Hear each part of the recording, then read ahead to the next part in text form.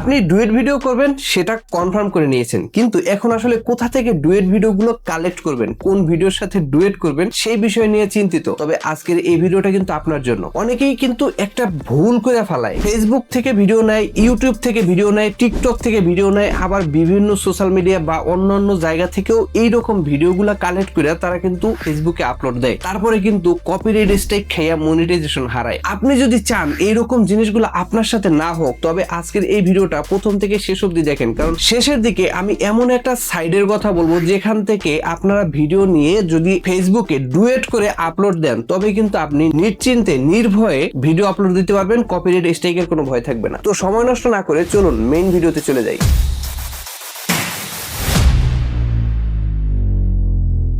Duet video করার কথা ভাবার পরেই কিন্তু সবাই ভিডিও কালেক্ট করার কথা চিন্তা করে, তখন বিভিন্ন জায়গা থেকে ভিডিও কালেক্ট করে। বেশিরভাগ সময় তারা ইউটিউব থেকে ভিডিও কালেক্ট করে, টিকটক থেকে ভিডিও কালেক্ট করে। আপনি কি একটা কথা ভেবে দেখছেন, আমি যদি একটা ভিডিও ইউটিউবে আপলোড দিই, সেই ভিডিওটা যদি আবার ফেসবুকেও আপলোড দিই, তবে বড় বড় কন্টেন্ট ক্রিয়েটররা তারা কি শুধু ইউটিউব নিয়ে পড়ে থাকবে? তারা কি ফেসবুকে ভিডিও আপলোড দেবে না? আর যাদের ফলোয়ার বেশি, 1 লাখের উপরে যাদের ফলোয়ার, তারাই কিন্তু বেশিরভাগ সময় রাইট ম্যানেজার চালু করে রেখে দেয়। যখন আপনি ভিডিও আপলোড দেন, সাথে সাথে তাদের কাছে নোটিফিকেশন চলে যায় এবং তারা স্ট্রাইক দিয়ে দেয়। এই সব জায়গা থেকে আপনাকে বেঁচে থাকতে হলে এমন একটা জায়গা নিতে হবে, এমন একটা সাইট থেকে আপনাকে ভিডিও কালেক্ট করতে হবে যারা ফেসবুক বলেন, ইউটিউব বলেন, টিকটক বলেন, কোনো জায়গাতেই ভিডিও আপলোড দেয় না। তাদের কাছ থেকে যদি আপনি ভিডিও নিয়ে সেই ভিডিও ফেসবুকে আপলোড দেন, তবে কিন্তু আপনি স্ট্রাইক খাওয়ার থেকে বেঁচে যাবেন, একদম নির্ভয়ে ভিডিও আপলোড দিতে পারবেন। আশা করি বুঝতে পারছেন। তো কোথা থেকে আপনারা ভিডিওটা নেবেন? ইউটিউবের কিছু গাইডলাইনের কারণে আমি জিনিসটা আপনাদেরকে দেখাইতে পারতেছি না, বাট আমি আপনাদেরকে বলে দিতে পারবো। যারা যারা ডুয়েট ভিডিও করতে চাচ্ছেন,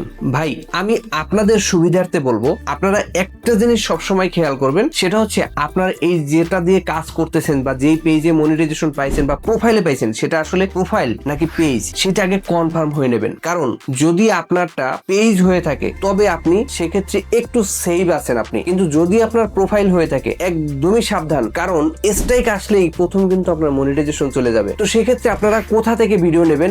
রিস্ক ফ্রি থাকবেন। রিস্ক ফ্রি থাকার জন্য আপনাকে ফেসবুক থেকে ভিডিও নিতে হবে, এমনকি এমন ভিডিওগুলো নিতে হবে যেই ভিডিওর সাথে অলরেডি অন্যরা ডুয়েট করে নিয়েছে। সেই ক্ষেত্রে আপনি কিন্তু একটু রিস্ক ফ্রি থাকতে পারবেন। সাপোজ ধরেন আমি একটা ভিডিওর সাথে ডুয়েট করছি, এখন স্ট্রাইক যদি আসতো তাহলে আমার আইডিতে কিন্তু আগে আসতো, যেহেতু আমার আইডিতে আসে নাই, তার মানে আপনার আইডিটা মোটামুটি সেভ আছে। এখন আপনি যদি আমার ডুয়েট ভিডিওটা নিয়ে সেই ভিডিওর সাথে ডুয়েট করে আপলোড দেন, আমার ব্যাকগ্রাউন্ড মিউজিক, আমার ভয়েস, আমার ফেস, এই সব কিছু বাদ দিয়ে আপনি যদি আমার ভিডিওটাকে ইউজ করেন, তবে কিন্তু আপনিও রিস্ক ফ্রি। আরেকটা সাইড আছে, সেই সাইডের কথা আমি সর্বশেষ বলছি, যে সাইড থেকে আপনি সরাসরি যে কোনো একটা রিয়েল ভিডিও নামাইয়ে সেই ভিডিওর সাথে ডুয়েট করতে পারবেন। অনেকেই আছেন ইউটিউব থেকে ভিডিও ডাউনলোড করে সেই ভিডিও আপলোড করতে চান, ভাই এই কাজটা ভুলেও করেন না। কারণ আমি যেহেতু ইউটিউবে একটা ভিডিও আপলোড দিয়ে সেই ভিডিওটা ফেসবুকে আপলোড দেই, তাই বড় বড় কন্টেন্ট ক্রিয়েটররা তারা কি বসে থাকবে? তারাও তো সেম কাজটাই করে। তারা ইউটিউবে যখন ভিডিওটা আপলোড দেয়, তখন সেই ভিডিওটাকে আবার ফেসবুকে আপলোড দেয়। তাদের ফেসবুকের ফলোয়ার যদি বেশি থাকে, তবে কিন্তু আপনি স্ট্রাইক খেয়ে গেছেন, কারণ আপনি তো ভিডিওটা নিয়েছেন ইউটিউব থেকে, আপনি তো ফেসবুক থেকে নেন নাই। সেক্ষেত্রে আপনি জানেনই না যে আসলে তার ফেসবুক পেজটা আসলে কত বড়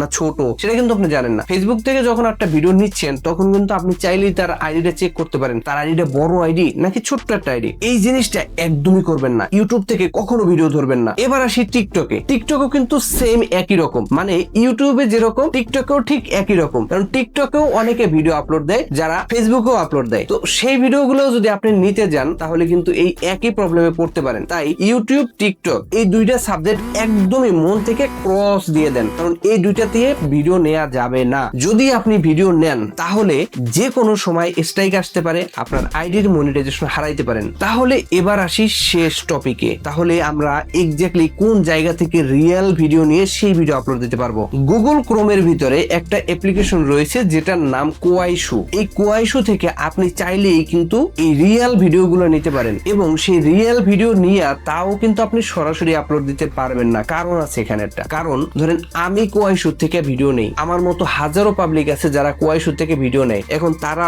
অনেকে আছে এরকম যারা কোয়াইশু থেকে ডাইরেক্ট ভিডিওটা নিয়ে আপলোড করে দেয়। এরকম কিছু কিছু পাবলিক আছে যারা কোয়াইশু থেকে ডাইরেক্ট ভিডিও আইনে আর সেই ভিডিও আপলোড করে তাদের আইডি বড় করে সেই বড় আইডিতে রাইট ম্যানেজার চালু করে রাখছে। তো সেক্ষেত্রে আপনি যদি সেই ভিডিওগুলো ধরেন, তবে কিন্তু আপনার স্টেক খাওয়ার পসিবিলিটি 99%। তো সেক্ষেত্রে আপনারা সেই ভিডিওটা আইনা যদি আপনারা ডুয়েট করে তারপরে আপলোড দেন তাহলে কিন্তু রিস্ক ফ্রি মোটামুটি। এখন কোয়াইশো অ্যাপ্লিকেশন আসলে আপনারা গুগল ক্রোম থেকে কিভাবে ডাউনলোড দেবেন আমি আপনাদেরকে বলছি। আমার এই ভিডিও ডেসক্রিপশন বক্সে টেলিগ্রাম চ্যানেলের লিংক আছে, ওই টেলিগ্রাম চ্যানেলে আপনারা জাস্ট জয়েন হন এবং একটা SMS দেন আমাকে, ভাই আমার কোয়াইশো অ্যাপ্লিকেশনটা লাগবে, আমি কোয়াইশো থেকে ভিডিওটা ডাউনলোড দিতে চাচ্ছি। শুধু কোয়াইশো অ্যাপ্লিকেশন হলেই হয় না, কোয়াইশো অ্যাপ্লিকেশনের পাশাপাশি আরো একটা অ্যাপ্লিকেশন দরকার হয়, সেটাও আমি ওইখানে দিয়ে দেবো। কারণ কোয়াইশো অ্যাপ্লিকেশনের ভিতর থেকে গিয়ে ভিডিও লিংক কপি করে নিয়ে এসে অন্য একটা অ্যাপের মাধ্যমে সেইখান থেকে ভিডিওটা ডাউনলোড দিতে হয়, অনেক ঝামেলা ভাই, দরকার নাই। আপনি আমার টেলিগ্রাম চ্যানেলে জয়েন করেন, জাস্ট